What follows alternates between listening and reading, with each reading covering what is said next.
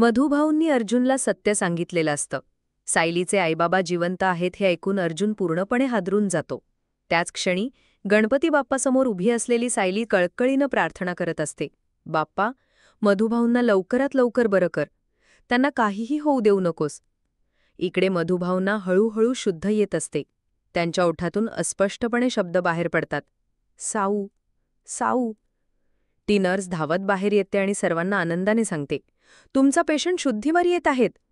ती अर्जुनला बाजूला घेऊन म्हणते, तुम्ही सायलीला बोलवा. पेशंट सारखं त्यांचंच नाव घेत आहेत. अर्जुन उत्तरतो, सायली. सायली त्यांची मुलगी आहे.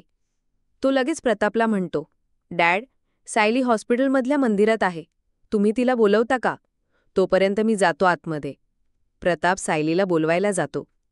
सायली दुःखी चेहऱ्याने गणपती बाप्पासमोर उभी असते.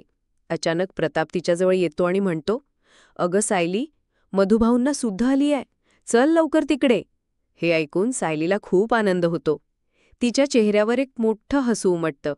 ती गणपती बाप्पाचे आभार मानते आणि भरभर पावले टाकत मधुभाऊंच्या खोलीकडे धावते. मधुभाऊ अजूनही सायली, सायली असे पुटपुटत असतात. अर्जुन आतमध्ये येतो. त्याला पाहताच मधुभाऊ त्याला जवळ येण्याचा बोटांनी इशारा करतात. अर्जुन त्यांच्याजवळ जातो. मधुभाऊ स्पष्ट आवाजात बोलतात, सायलीचे आई बाबा जिवंत आहेत. हे ऐकून अर्जुनला खूप मोठा धक्का बसतो, पण लगेच त्याला प्रचंड आनंद होतो. त्याच क्षणी दारात सायली उभी असलेली मधुभाऊंना दिसते. सायली बाळा, इकडे ये. मधुभाऊ तिला प्रेमाने हाक मारतात. आनंदाने ओसंडून गेलेली सायली त्यांच्याजवळ धावत जाते आणि म्हणते, मधुभाऊ, आले मी. पण अचानक मधुभाऊंना खूप त्रास व्हायला लागतो. त्यांच्या चेहऱ्यावर वेदना दिसतात.